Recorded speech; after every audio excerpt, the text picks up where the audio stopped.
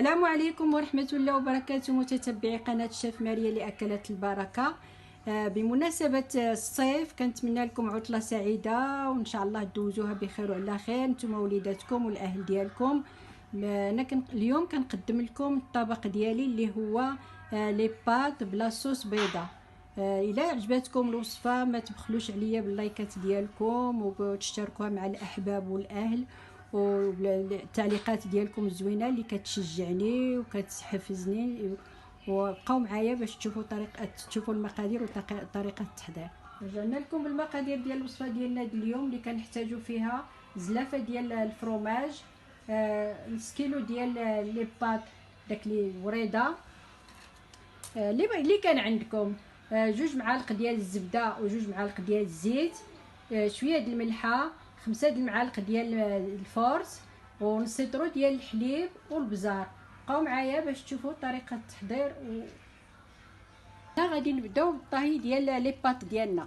درنا في الطاوه درنا فيها الماء ودرنا فيها الزيت، شويه الزيت، وغادي وخلينا حتى سخن الماء، وغادي نزيدو لي بات شويه شويه حنا نحركوهم ونخليو لي بات ديالنا يطيبوا. غادي نمشيو نصوبوا لاصوص اللي غتكون مع هاد لي بات، هاد لاصوص بيضه. يلا بقاو معايا. ناخذ واحد الطاوه وكندير فيها الزبده ديالي مع الزيت،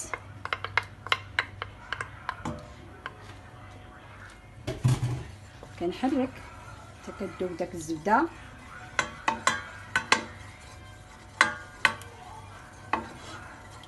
هنا غادي نزيد الدقيق ديالي، راني مغربلاه، غنزيدو فوق داك الزبده اللي درت. نبقى نحرك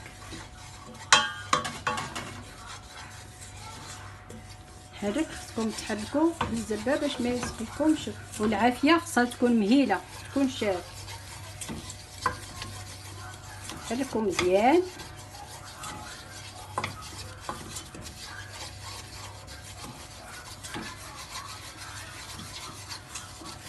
مزيان تحراك والعافيه مهيله.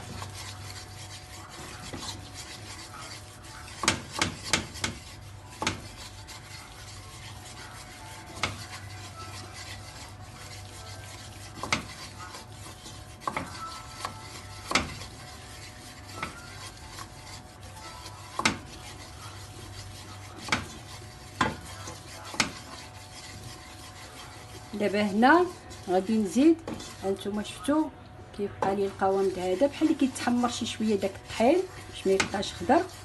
وغادي نزيد الحليب. هنا غادي نحط الحليب ولكن ماشي كله، غنحط غير النص ديالو. عاود غادي نبقى نحرك حتى يتقال لي القوام ديالو. دائما بالتحراك، يدكم ويد التحراك.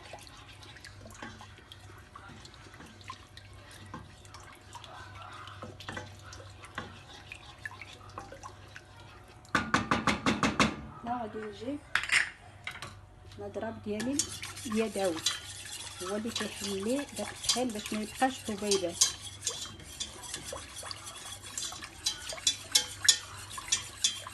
بقاو معايا حتى تشوفوا القوام الاخير ديال هاد الكريمه هادي. دابا بقيت كنحرك حتى ولا لي القوام ديالي هكا، شوفوا. دابا غادي نزيد الحليب كله اللي بقالي. انا قلت لكم السيترو ديال الحليب.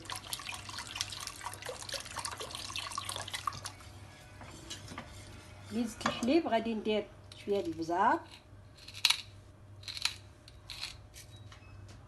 وشويه ديال الكوزه ونحرك. نبقى نحرك عاود حتى ناخذ القوام اللي نحتاج له لاصوص ديالي. بقاو معايا. الحليب ديالي المره الثانيه ودرت البزار ودرت الكوزه ودرت شويه الملحه.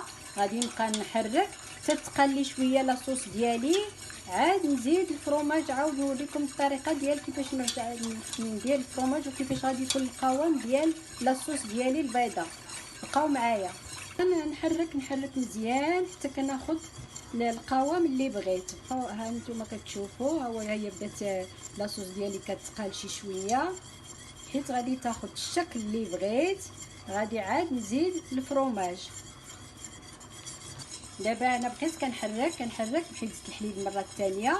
ها هو دا القوام اللي بغيت تقالت. دابا غادي نزيد الفرomage شويه بشويه. انا قلت لكم غنزيد زلافه ديال الفرomage، اللي بغى يدير اكثر يدير. انا ما المهم داكشي اللي كان متوفر عندكم باش كتجي لاصوص مزيانه.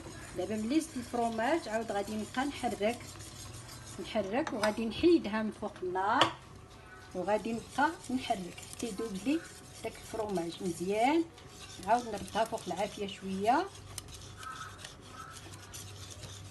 هانتوما كتشوفوا ما نردهاش فوق النار، غادي نبقى نحرك باش يذوب لي داك الفرomage مع ديك لاصوص اللي عندي. بقاو تحركوا مزيان باش ما تلصق ما والو، باش حتى داك الفرomage يذوب مع لاصوص كيعطي الشكل زوين.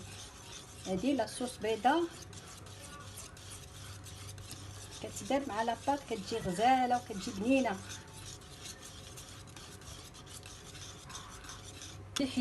حيدتها فوق العافيه باش بقيت باش داب لي الفرomage. دابا عاود رديتها فوق النار وغادي نبقى نحرك مزيان باش ما تلصق لينا والو. الحمد لله راه ما لاصقه ما والو، راه مطلوقه مزيان. كنبقى هكا. دابا غنوريكم القوام ديالها باش تشوفوا القوام ديال هاد لاصوص. هانتوما القوام ديالها كيجي غزال وكيجي غادي. دابا انا كملت. بقاو معايا باش تشوفوا الشكل النهائي ديال الطبق ديالي ديال اليوم. هذا هو الشكل النهائي ديال الوصفه ديالي ديال اليوم. زينتها بواحد العريش اللي قامه ودخلتها للفران غير باش سخنات شي شويه. الا عجبتكم الوصفه ما تبخلوش عليا باللايكات ديالكم وبالاشتراك مع الاحباب والاهل وديروا مع التعاليق ديالكم. والى الوصفه مقبله ان شاء الله، وانتم في رعايه الله.